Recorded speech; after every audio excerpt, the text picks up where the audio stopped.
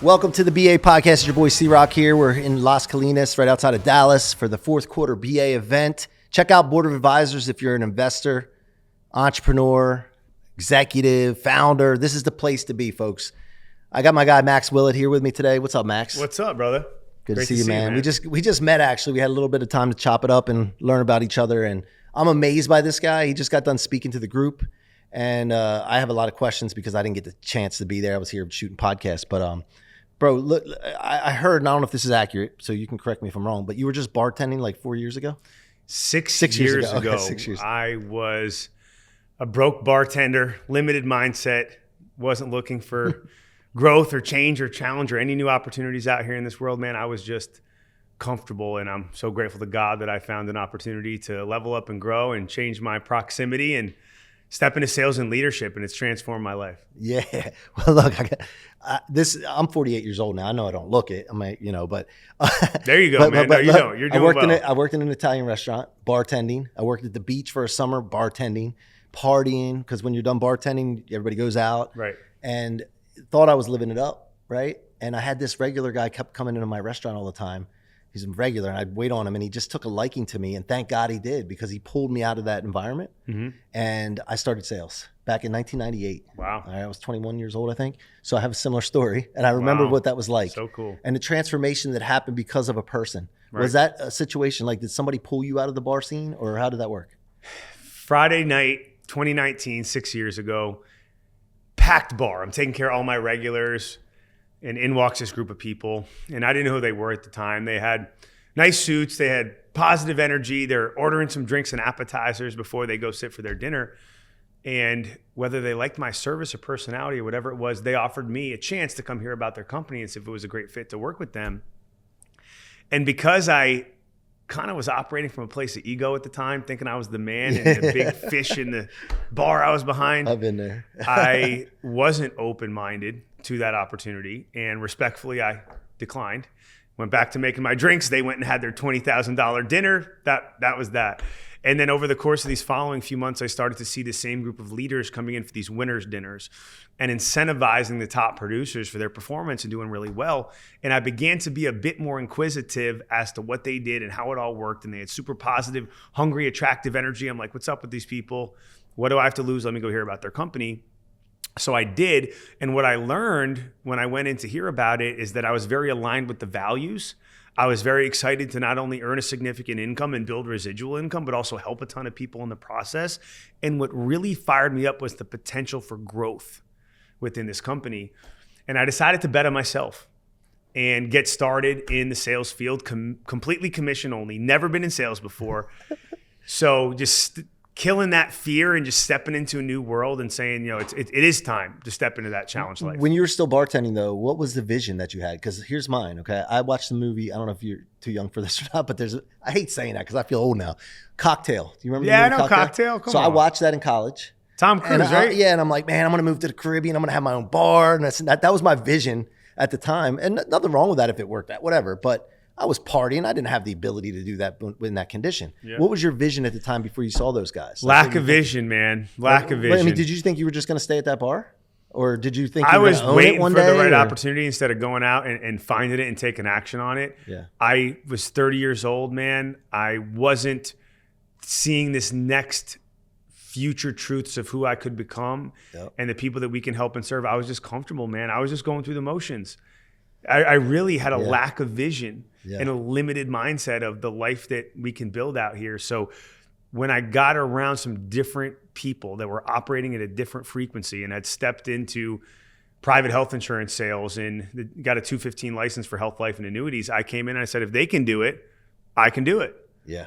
So got started in sales, first year, just learn sales, learn how to help people problem solve and get in the best position with their insurance. And then stepped into leadership and said, wow, this is very fulfilling when it's not just about helping the client, helping me make money. And it's actually about helping build other people to have a duplicatable, replicatable system where they can earn and they can help and serve as well. And then build more leaders. And that's something we've done at a very high caliber. Yeah. Now you're a big dude. Did you play sports? I did. That was really the prowess of this leadership in my life was the background in athletics and hospitality, right? Because football, basketball, baseball, lacrosse, track and field, you name it, I played it. And that's the discipline, the consistency, the grit, the grind, the work ethic, the overcoming adversity, being able to get up when you get your ass knocked down and pull yourself out of the dirt. So that definitely translated into this business athlete that we step into now, that type of mentality. Yeah. So when you were playing sports, did you go play in college or no? I was a high jumper and long jumper in college, and I played a year of hoops. Okay. And then I transferred from Rhode Island College in Providence, Rhode Island, down to the University of Tampa. And that was purely for academics as I graduated there. Okay. So what I've noticed, I've interviewed thousands of people, right? And the darkest times of people's lives is when they identified with what they did versus who they are, right? And when I played college football, when it was over, I didn't know who I was anymore, right? I was just like, what am I supposed to do?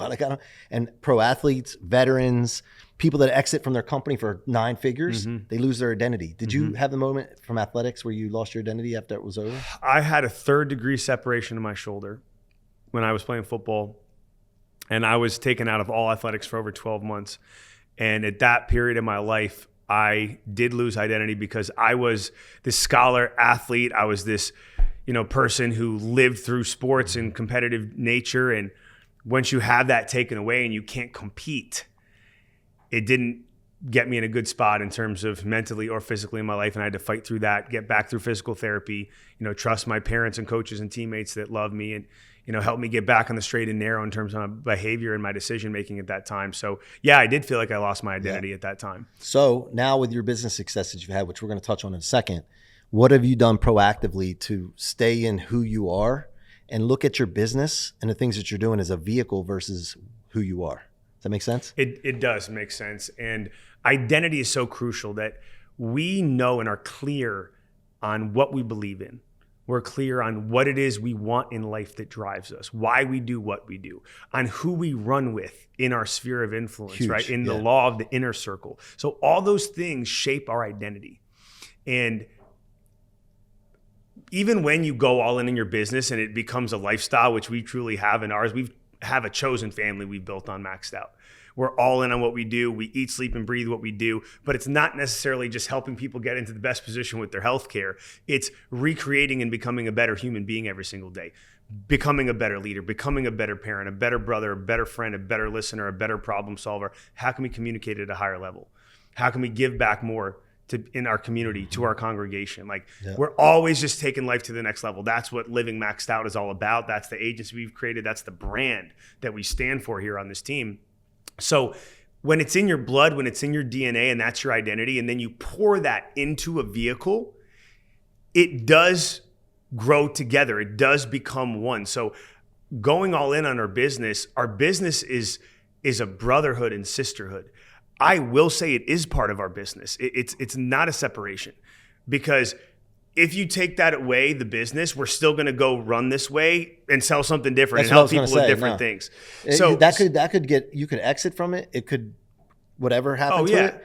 And all you're going to do is like, okay, what's the next vehicle? Because I know who I am. That's the power. And we've chosen the best. I completely agree with what you're saying. We've chosen the best vehicle because it's residual income. And when you're ethically helping individuals and families like we do get into the best position with their healthcare, they're not going anywhere. You're helping solve their problem. You're saving them money. You're getting them better coverage. And then you're creating a lasting relationship, right, with that client and serving them at a high level. So you're going to retain them. You're going to keep helping them. And then what are they going to do? They're going to send you all their people. Yep. And you're already going to be edified. Because they trust you, because you've been impeccable with your word. And that's how the clients keep coming. That's how the organization keeps breeding itself in terms of new talent acquisition and new sales professionals and agents that come into our sales force, right? We're up to about 620 people now, and we have 62 leaders, and we're going to crack 300 million in revenue this year in terms of our sales volume. And Congrats. We just started this deal 6 years ago. So we're humble and hungry. The mindset of beginner is the only way that we roll in every single day. What can I learn today? How can I keep growing today? And then how can I pay this forward to people in my sphere of influence to help them become better sales professionals, better leaders, just better people that create influence in their community? Yeah. So speaking of that, you have the vehicle of insurance, and now you have another aligned vehicle, which is going to help other businesses. They don't have to be in insurance. Right? Great point. Like, where did that idea come from? And like, how did that cultivate? It really just came organically because of what we've built. And we've created on Maxed Out this leadership development technology that is a duplicatable, replicatable systems, the strategies, the structures, all the systems, the KPIs, the SOPs for any type of business that wants to scale through leadership development, building the sales force. That's the key to growth inside of any company. Leaders are the drivers of the business. The sales force is the engine that accelerates it. Sales is king. You need the right leaders to drive the vehicle, right? And that's when the real exponential growth happens. So we have developed systems that we are now sharing through consulting services about leadership development with other business owners that want to create their own leaders in training program, their own creed, their own mission statement, their own vision for where their company is going to go, and be able to fire themselves, replace themselves with 2 or 3 or 4 people that they promote, and then promote themselves to the next rank in their company. Yeah, so most people multiplication. Most people think leadership is about control and being above people, and it's really about replicating other leaders. Yes, and that's the key, and that's what you got on lock. I love it. I mean, real leaders want to build other human beings that are more successful than them. Mm-hmm. Yep. When you kill all the ego and all the pride, and it's just living a life of servitude and empowering other people, using our influence to maximize others' potentials and what's dormant inside of them. So many people out there listening, you have so many superpowers right now that you have not maximized. You want to win the championship in life for anybody competitive out there? The key to winning the championship is mentorship. It is coaching. It is having the right leaders in your lives that care about you, that push you, that challenge you, that are willing to have the hard conversations with you. Yeah.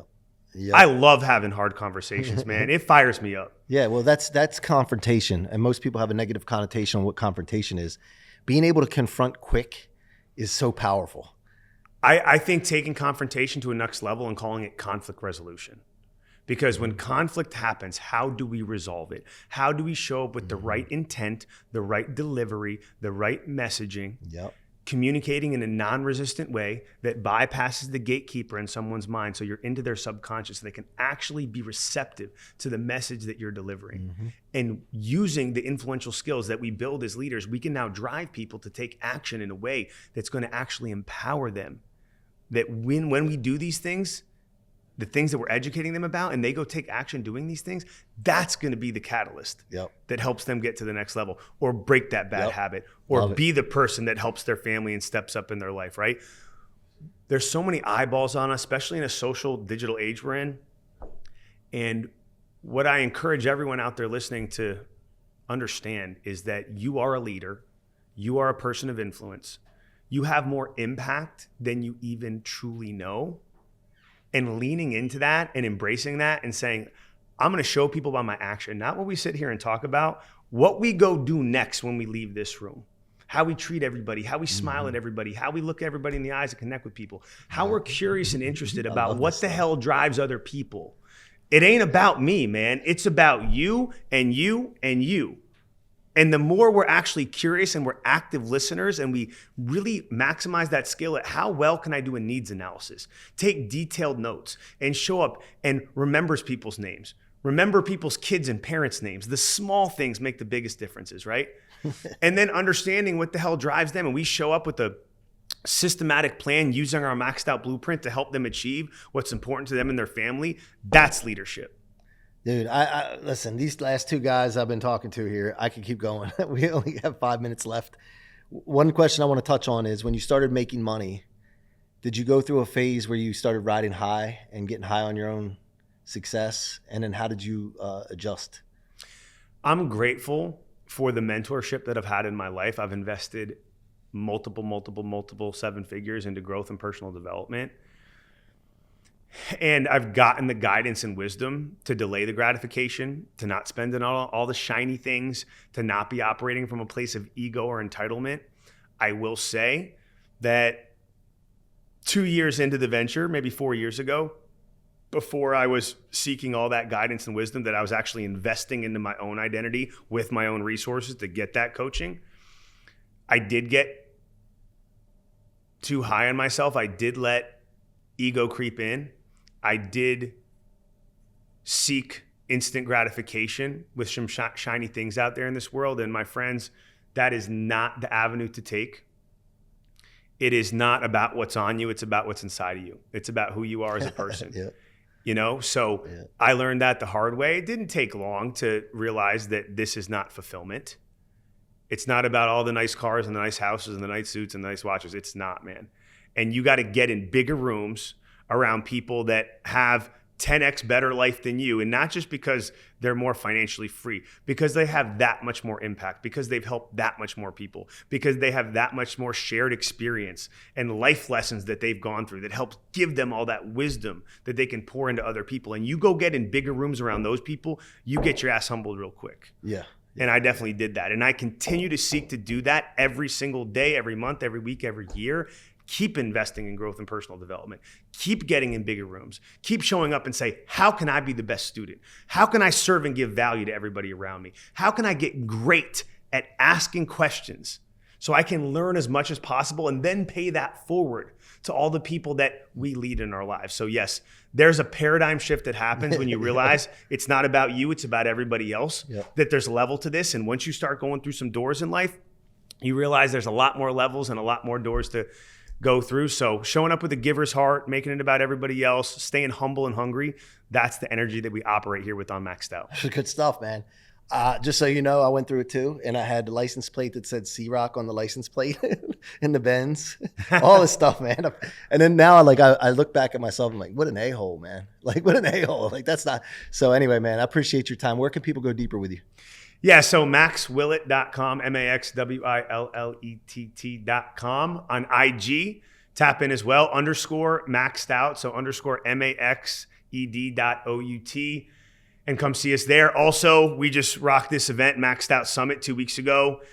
Next level sales leadership elevation. So if you go to maxedoutsummit.com, you can see what was going on just a couple weeks ago. And we're looking at October in Tampa for 2026 to bring in some big names and change a lot of lives. So come tap in, and we look forward to seeing all of you there. Maxed Out. Let's go. Awesome, dude. Thanks for your time, man. Appreciate it. Thank you, brother. All right, folks. That's this episode of the BA Podcast. It's your boy C-Roc with Maxed Out. Make sure you check them out and keep coming back and check out Board of Advisors. Until next time, C-Roc signing off.